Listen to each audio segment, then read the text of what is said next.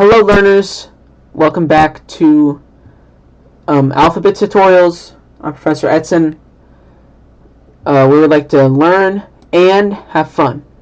And so to start out this video in a fun way this time, I decided to head over to the artificial intelligence, the kind of craze that's going on. And I wrote a few lyrics, and I made a little theme song for my humble little channel. So hope you like it. I like it. It's exactly the type of music I like. I think it's super catchy. The technological growth of things is insane, So, let's listen. This is the Professor Eidson official theme song.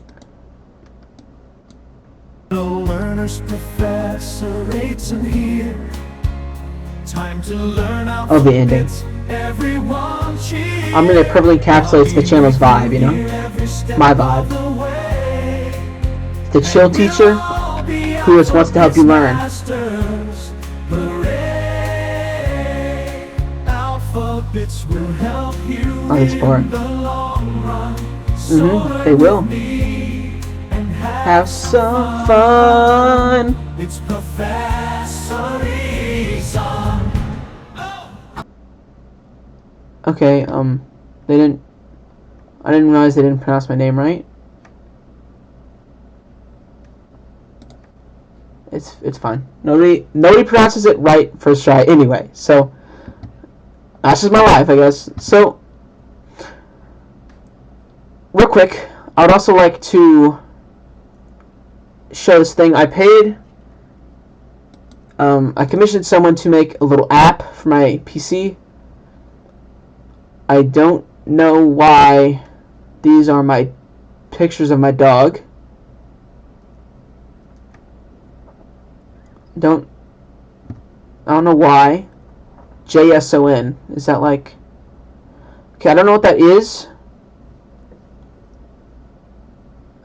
I hope I didn't get like... It's all like a glitch or a virus or something. So this person made an Alphabets calculator. So watch this. I think this is extremely nifty. So if I want, what? Okay, whatever. F12 is M. That's right. F1 is B. F0 is A. And it works the other way too. If I want to figure out what Y is, F24. What Z is, F25. What A is, F0. So I just think that is extremely cool. I wonder what happens. Oh. Help. Do I press... Is that going to quit out of my PC? I don't want that. I don't want that to happen. Continue. Okay. Now this is why I'm not a coder. I am a teacher by trade and at heart. So yeah. So there's this nifty thing. Today we will be going over, funnily enough, what happens if you cross over the max F value, which is 25. So let's get right into it. We're talking about superscripts, negatives, which is subscripts, and looping. A concept called looping. So let's say we have F. So I demonstrated earlier, F25 is max. It goes to Z. So if you have F26, what would that equal? I want you to think about this in terms of music. Now, I don't know music theory. I'm not a music nerd myself, but I did take a few music classes in like high school, just the basic music classes in elementary, all those years ago. So in music, there's octaves and there's notes. Now the notes go A, B, C, D, E, F, G, goes back to A. So A4, 4 is the octave. This is the note. A is the note. So these are the same note, but it's different octaves. See what I'm saying? So this is where this comes in. F26 is A, because it loops back around at the beginning, but with the superscript of 2. Now this can go on for forever. If you had somewhere in the 50s, it'd be like A3. You can have B2. You know, you can go, that can be as high as you want, how many times you loop back to the beginning. Same thing goes with negatives. So if you have F negative 3, I'm trying to remember something. Hold on. This is where I failed as a teacher. Maybe I'm not even a teacher by trade. Maybe not.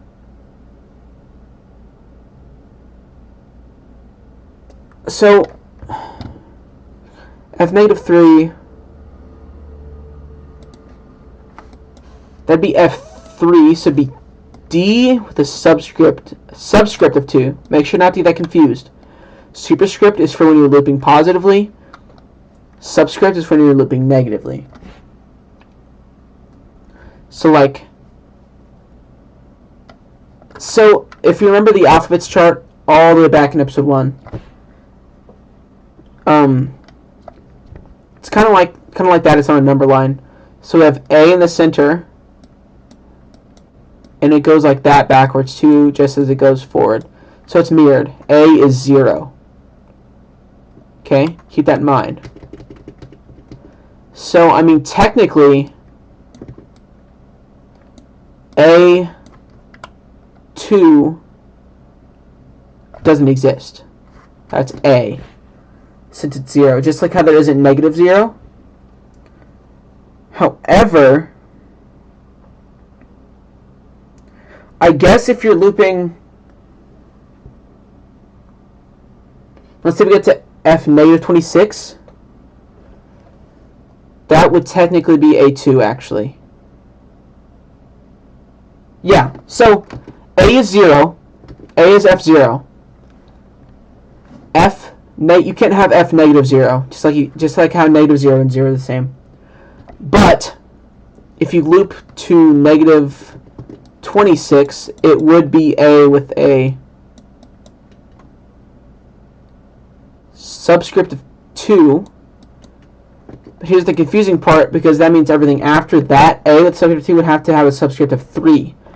So negative F27 would actually be B subscript 3, if that makes sense. Because if you have F negative 1, that would equal B with subscript of 2, but A would still technically have a subscript of nothing in that set of numbers. So that might be kind of a hard concept to grasp, but once you get used to it, it's not so bad. Let's do some test problems like we did in the last episode. If you haven't watched the previous episode already, I don't know why you made it this far in to this episode, but I would recommend going back and watching that one. Kind of a sussy baka. I don't know if that's the right use of it. I've just heard that around the TikTok and stuff. It's from a game, right? Among Us, is that what it's called? I don't know. All I know there's imposters, and it sounds kind of like a violent game. I don't know if I might check it out sometime. But we got off the track. So, actually, I only have a minute left of recording, so I might have to cut it here. And yeah, actually, I'm going to cut it here, and I will use my little editing magic to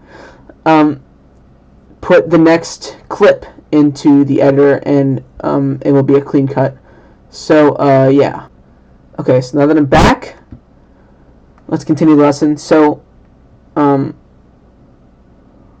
yeah, so watch the previous episode if you haven't.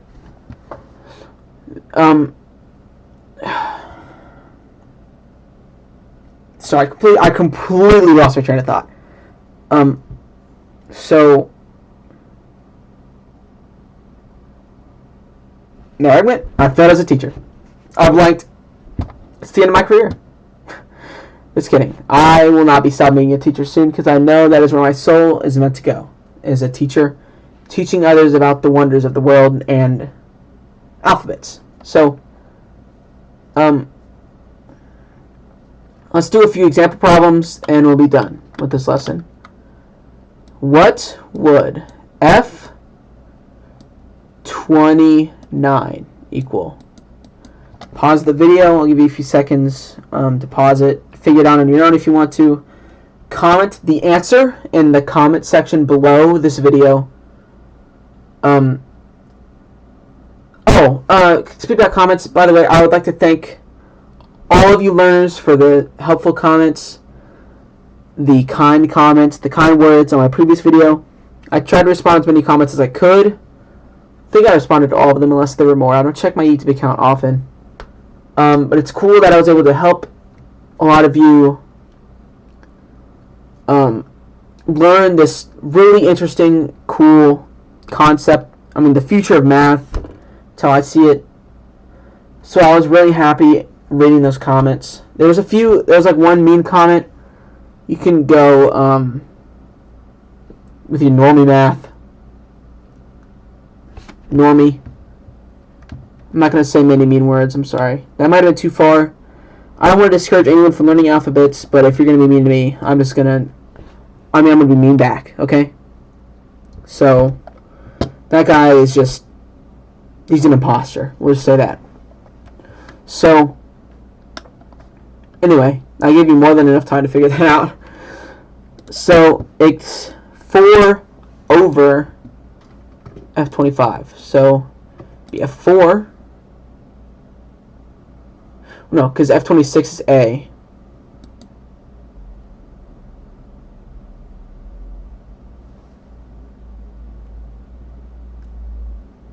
That's 0. It's actually 5 over. Which I know it's technically not 5 over.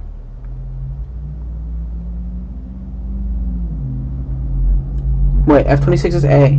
27 is B. F28 is C. F29 is D.